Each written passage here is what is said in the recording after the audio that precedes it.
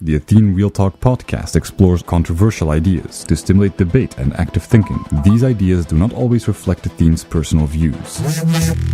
Welcome to the Athene Real Talk Podcast. He has been called the best gamer in the world, hands down. World-famous gamer and philanthropist Athene. Gaming for Good, it's called, has raised more than $20 million.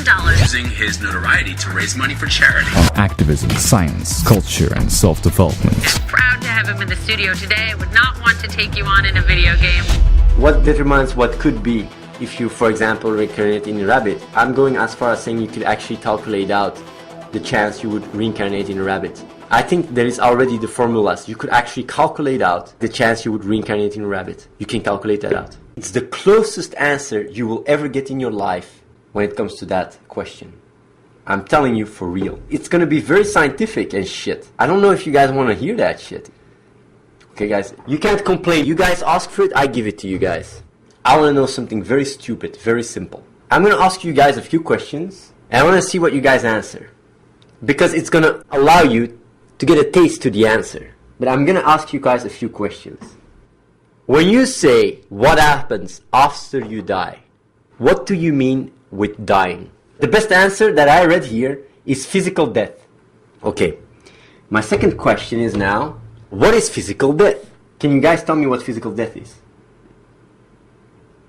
I see a lot of people saying, when your brain stops working, when your body is not working. What if you're in a coma and everything is frozen? What if they freeze you in? Are you dead in that situation? Are you dead?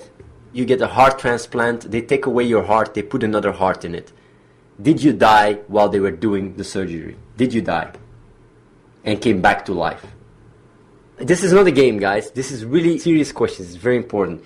I see a lot of yeses and nos already. A lot of people say, yes, you were dead. No, you're not dead. That already shows that everybody that is asking has already another idea about it. People have different opinions about what death really is. People are saying you're still conscious. What if you're in a coma? What if you're brain dead but your body is still alive?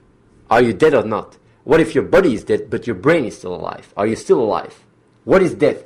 Because it's very important to understand what death is before you can answer what happens after death. So I'm not trying to play here some kind of tricks. I want to know what you guys are saying. For the sake of it, I'm gonna Google death and check Wikipedia. Death is a permanent termination of the biological functions that sustain a living organism. Phenomena which commonly bring about death includes old age, predation, blah, blah, blah. Let's keep it simple and just say death is the permanent termination of the biological functions that sustain a living organism. So basically, based on this definition, you can be dead even if your brain still works, because your brain can work without your body working. But yeah, you could also say that your brain is part of the biological organism that sustains living organisms. So your brain is part of the organ. So basically, if your body terminates permanent, so even if you're like frozen, you're still alive, you're only dead if it's permanently. That's when you're dead. So it's pretty simple, like that's when you're dead. Now, let's say you reincarnate, just for the sake of it. You reincarnate when you die. Did you die? That's an important thing, because people say, what happens after death? If you reincarnate in another being and you still have all your memories, everything, let's say you die and your everything gets copied. Let's say your soul goes to another body. Did you die? I want to know that question. Did you as a person die? If you live on in another body or whatever, but you have the same soul, to say it like that, did you die, yes or no? That's my question. Basically, the question you guys ask is not what happens after death. Because after physical death, you could say like your body breaks down. Your question is there a soul and what happens with your soul? Because what happens after death, from a physical sense, is pretty straightforward. What you guys want to know is not what happens after death physically. You guys want to know what happens after death, not spiritually, but with you as a person, right? I'm going to say something now really crazy. Let's say, beam me up, Scotty. You get beamed, so you get completely broken down and you get reconstructed on the other part of the universe and teleported that way. Did you die in the process from getting teleported? No?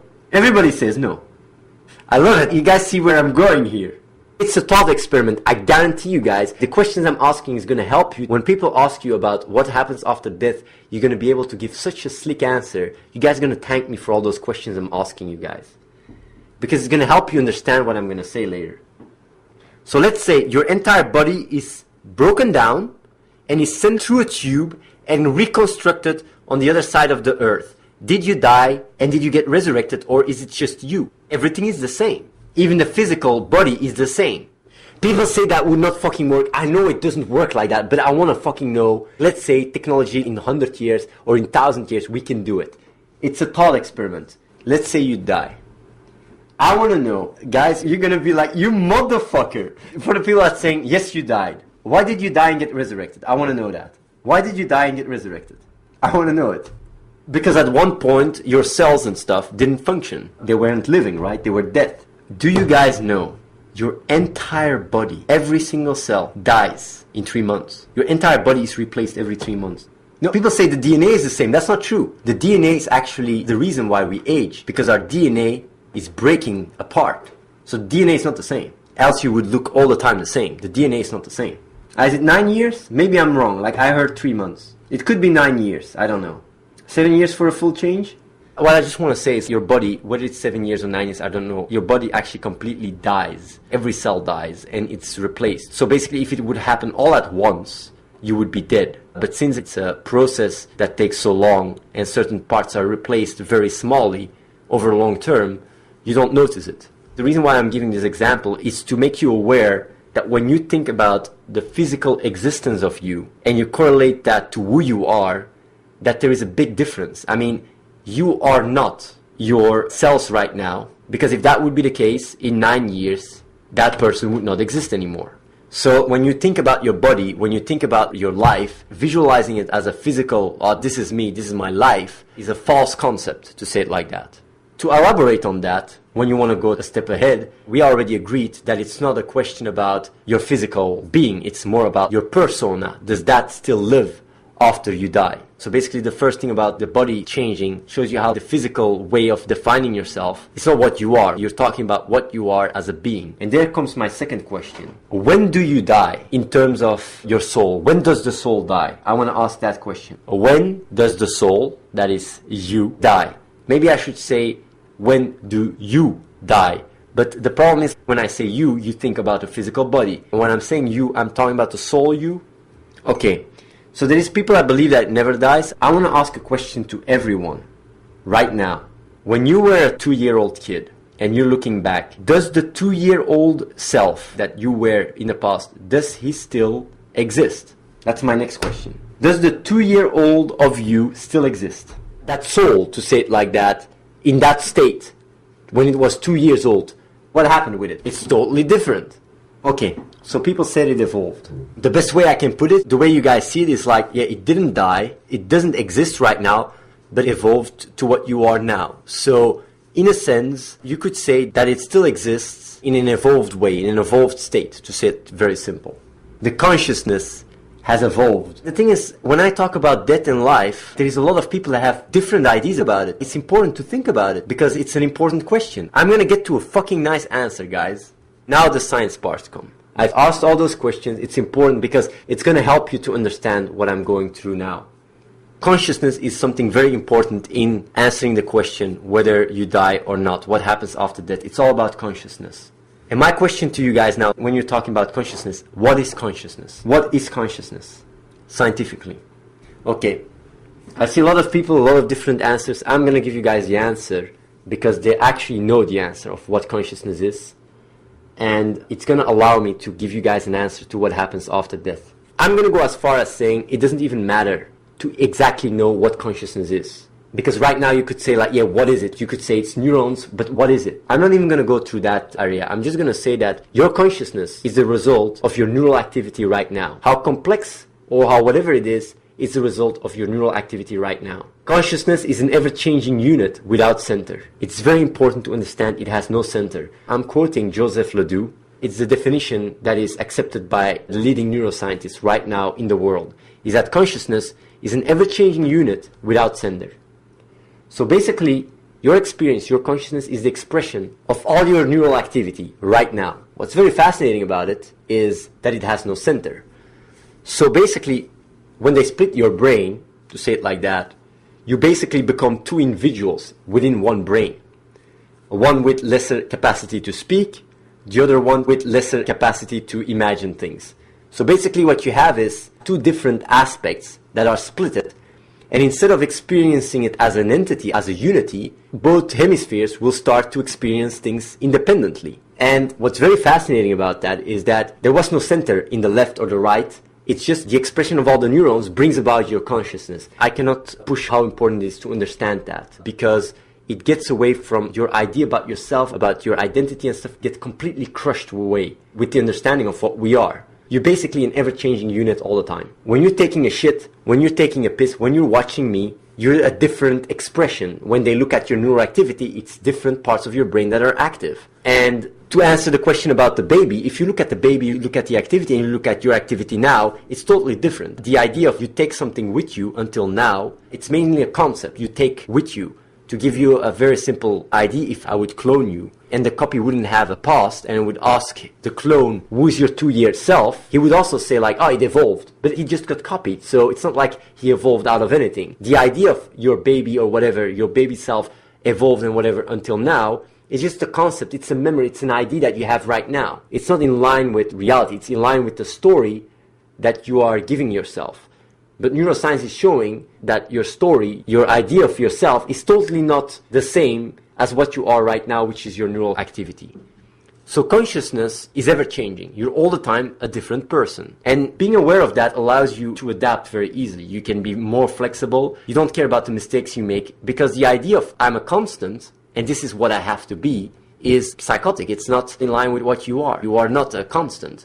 It goes even that far that a chemical that would stop you from being changing and would block your proteins to not be able to change, you would be a zombie. You would be brain dead, to say it like that. They actually did the test. So basically it's the change itself. It's the constant change that allows you to be aware. So why did I explain all this to you guys? Is because when you guys are thinking about consciousness and you're saying, do I still live after I die?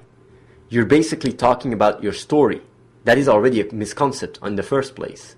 You're actually talking about my story, which only exists right now. That's it.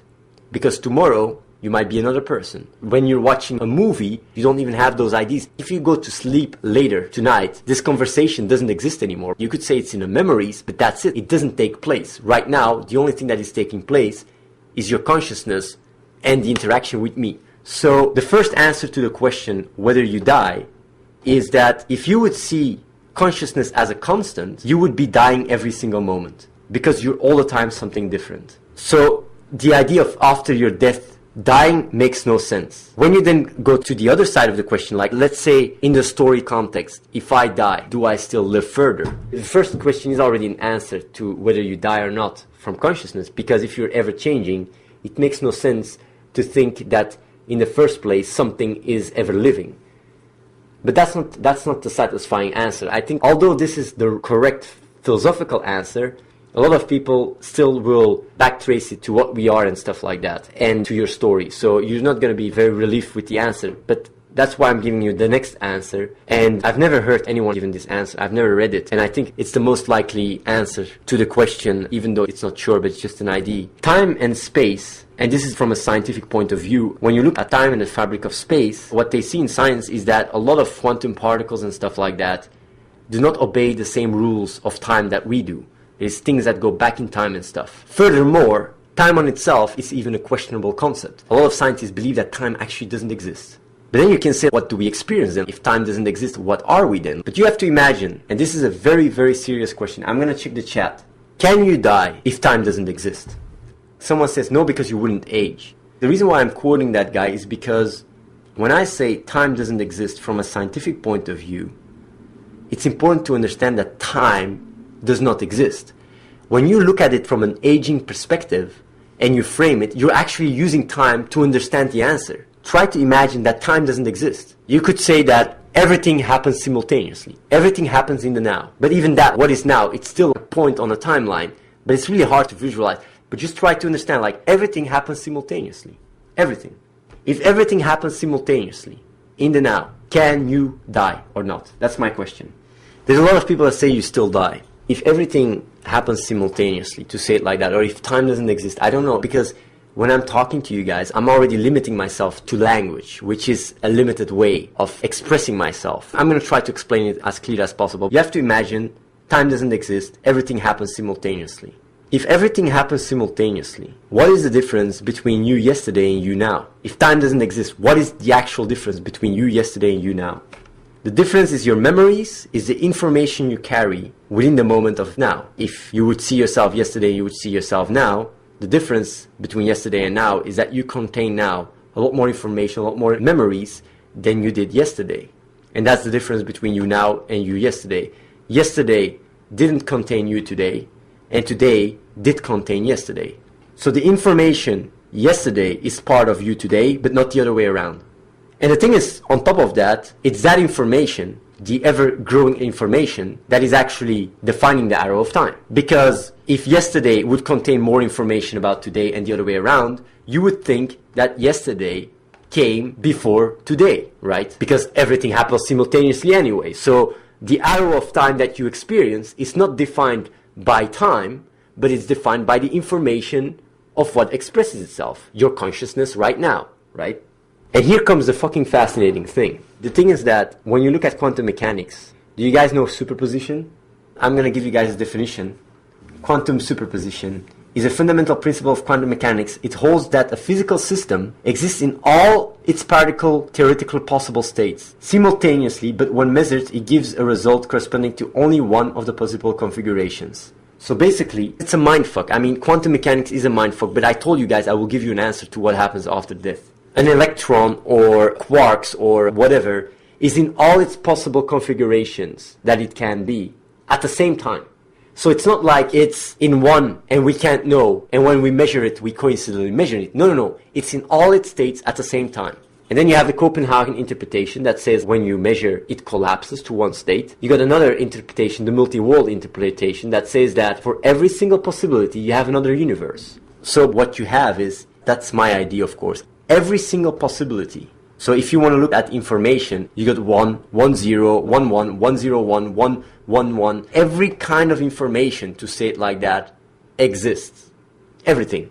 And basically, your idea of a chain in events, to say it like that, your experience, your consistent reality is basically a very small string in a much bigger information structure called the universe. You're just a small little string, and that's why you have that consistency within that universe, because you're a little byte within a terabyte that is moving through the line of the universe, to say it like that. Very simple. But in reality, you just have every single combination of information. And what links your moment now with the moment yesterday is that the moment yesterday is part of what you are right now. It's just part of your information right now. That's it. Because in essence, everything exists simultaneously, just like with superposition. Every single possibility, every situation you have been in, every choice you would have made in a situation does exist simultaneously right now. But your expression right now, of course, only consists of what is expressed right now, nothing else. And the thing is, when you look at things that way, then dying on itself is a very abstract concept. Because even if you die, when you look at the entire information string required for you to die, there is one where you will still be alive after you die. It's maybe a lot less likely than the one you would be dead, but it does exist in superposition with the fact that it doesn't exist. You understand? So basically, since you as a reference frame defines the entropy level, the likelihood for something to happen is defined by you. What happens around you is not defined by what's around you, but it's defined by you at that point. If you would be in another planet, in another galaxy, what would happen to you is different. It's you as frame of reference defines the entropy level around you. Entropy on itself is even relative. So basically, when you die, you could say like the chance that I would resurrect is 1 in a billion, whatever. It's the expression of it that defines the statistics of it existing. And since everything happens in superposition, there is a reality in which you wouldn't die, where you will resurrect. Scientifically, this sounds really crazy what I'm saying here, but scientifically, you can ask even a scientist. Ask a scientist this: is there a chance, even if it's astronomically small, that if I would die, that I would keep living? And he would have to say yes. But the fact that the chance exists, even in quantum mechanics, makes it so that it actually does exist in superposition, but it will just be extremely unlikely in our time frame, but in a reality where everything happens simultaneously, time doesn't exist, and it's happening simultaneously. Do you guys understand me? And that is a really crazy answer to what happens after you die. And I think it's the most correct one. I really think it's the most correct one. In a timeless universe, or in a timeless reality, when you die, you actually will reincarnate in a rabbit, in a snake. Everything is possible. You know what's really funny about what I'm just saying? I know this is going to create a lot of controversy, but I want to say it though. If you believe in hell and heaven, I don't say that I believe in hell and heaven. I'm just saying, like, if you're really a bad person and you really believe you're going to hell, from an information point of perspective, the chance you actually going to hell is bigger than if you don't believe in it. Because it's part of your information stream. Sounds really crazy what I'm saying here, but maybe in 10 years, maybe in 20 years, they will prove this shit. It's gonna create a shitstorm. But yeah, just talking about astronomical small figures. But yeah, you can sensationalize that very easy. I'm not talking here philosophy, I'm talking about science, quantum mechanics. Imagine yourself a reality without time. What happens? Everything happens simultaneously. What's the arrow of time? I know people saying I'm talking philosophy. I do think that what I'm bringing up here about life after death, if you combine neuroscience with quantum mechanics, I think this answer is, right now, it's the most likely one. I don't know if it's true, but you guys got my answers. Subscribe to youtube.com/AtheneWins. Watch the live stream at twitch.tv/AtheneLive and follow The Real Athene on Snapchat.